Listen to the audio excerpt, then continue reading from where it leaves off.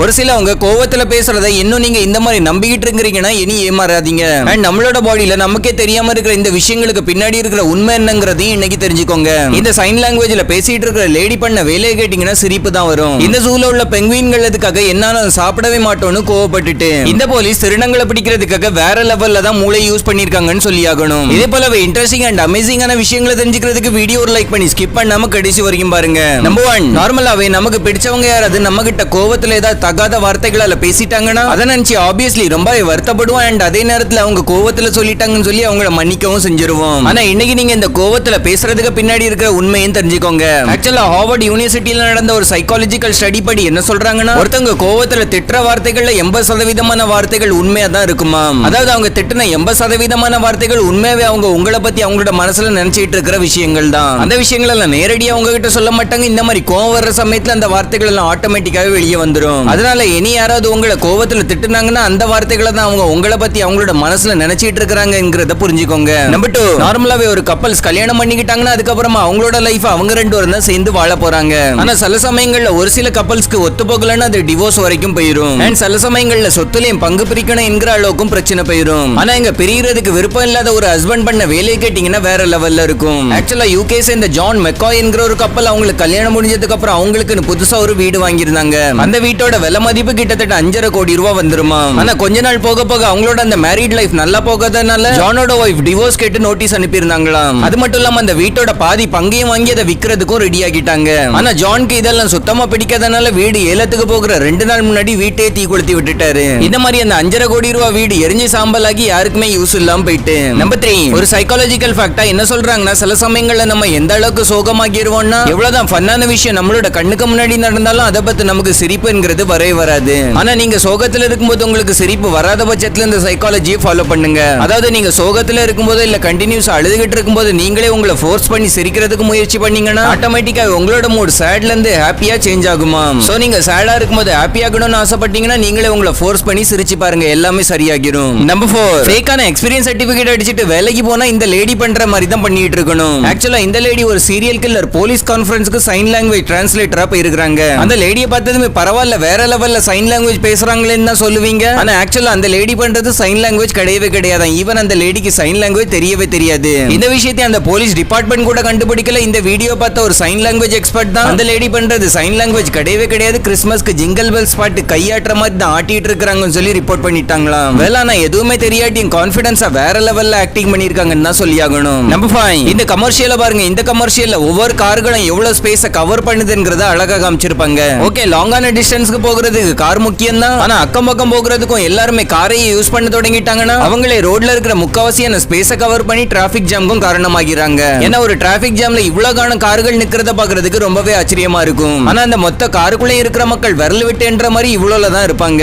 இது மூலமா ஒவ்வொரு கார்களும் எவ்வளவு இடத்தை எடுக்குதுங்கிறத நம்ம புரிஞ்சுக்கலாம். நம்பர் 6, இந்த வாழைப்பழத்துக்கு பண்ணப்பட்டிருக்கிற ஆபரேஷனை பாருங்க. இது முழுக்க முழுக்க ரிமோட் வேல பண்ணப்பட்டிருக்குதான். அதுவும் வெறும் 5G இன்டர்நெட்டோட உதவியால மட்டுமே பண்ணப்பட்டிருக்குது. அதாவது இந்த வாழைப்பழத்துக்கு நடக்கிற ஆபரேஷன்ல டாக்டர்ஸ் எதுவுமே பண்ணல.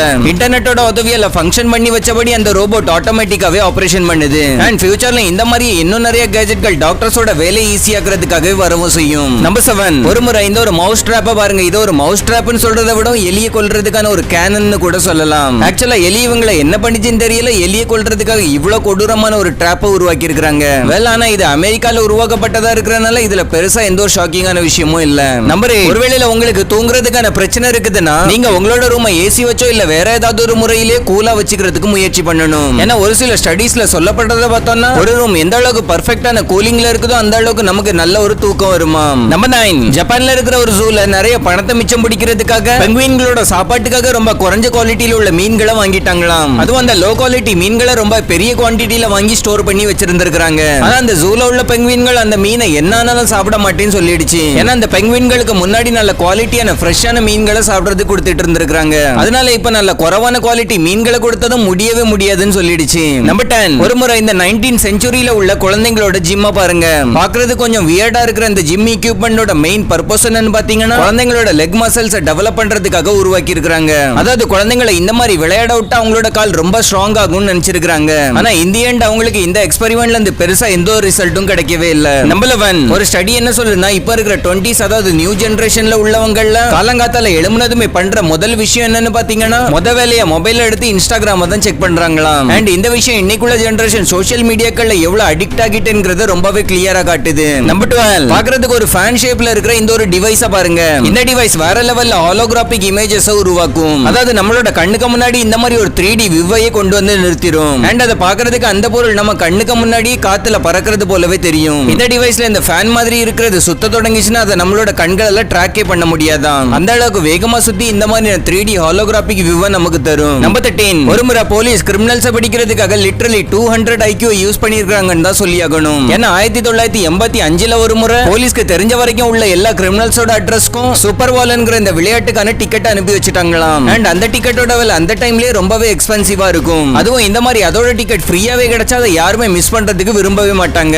இந்த மாதிரி அவங்க பிளான் பண்ணபடி ஒளிஞ்சிருந்த கிரிமினல்ஸ் எல்லாருமே அந்த சூப்பர் பால் மேட்சை பாக்குறதுக்கு வந்துட்டாங்க. அண்ட் இந்த மாதிரி ஒரே நாளில ஸ்டேடியத்துக்கு உள்ள இருந்து 3000 கிரிமினல்ஸ் பிடிச்சிருந்தாங்களாம். நம்பர் 14 நார்மலாவே வயசாக ஆக நம்மளோட உடம்புல இருக்கிற பேலன்ஸும் கொஞ்சம் கொஞ்சமா குறைஞ்சிக்கிட்டே வரும். அதாவது நிறைய வயசானவங்க அவங்களோட உடம்பை சரியா பேலன்ஸ் பண்ண முடியாம சில சமயங்கள்ல கீழே விழுந்துருவாங்க. அத கவனத்துல வச்சுதான் இந்த மாதிரியான ஒரு சேஃப்டி வெஸ்ட் உருவாக்கி இருக்காங்களாம். இந்த சேஃப்டி வெஸ்ட்ல எந்த மாதிரியான சென்சார்ஸ் பொருத்தப்பட்டிருக்குதுன்னா ஒரு வயசான ஆளு கீழே விழுற மாதிரியான சிக்னல் அதுக்கு கொஞ்சமா கிடைச்சாலும் அந்த ஜாக்கெட் இந்த மாதிரி இன்ஸ்டன்டாவே ஏர் பேக்ஸ் ஓபன் பண்ணிரும். இதனால அவங்க எந்த மாதிரியான இடத்துல விழுந்தாலும் எந்த ஒரு அடியுமே படாம காப்பாற்றப்பட்டுருவாங்க. நம்பர் 15 நம்ம எல்லாருமே நம்மளோட உடம்பு டயர்ட் ஆனாலும் இல்ல தூக்கம் வந்தாலும் நமக்கு கொட்டாவி வரும்னு நினைச்சிட்டு இருப்போம். அண்ட் இன்னமும் ஒரு சில தியரிஸ் என்ன சொல்லுதுன்னா நம்மளோட உடம்புல ஆக்சிஜனோட லெவல் ரொம்ப குறைஞ்சிடுச்சுன்னா அதனால தேவையான ஆக்சிஜனை ஒரே நேரத்துல இன்டேக் பண்றதுக்காக கொட்டாய் வரும்னு சொல்லுவாங்க. அண்ட் இன்னொரு தியரி படி நம்மளோட பிரெயின் சூடாகும் போது பிரெயினை கூல் ஆக்குறதுக்காக கொட்டாய் வரும்னு சொல்லப்படுது. பட் ஒரே ஒரு கொட்டாவிக்காக இத்தனை தியரி சொல்லப்பட்டதுக்கான காரணம் என்னன்னு பாத்தீங்கன்னா இதுவரைக்கும் கொட்டாவி எதுக்காக வருதுங்கிறதுக்கான எக்ஸாக்டான ஆன்சர் சயின்ஸ்க்கே தெரியாதா.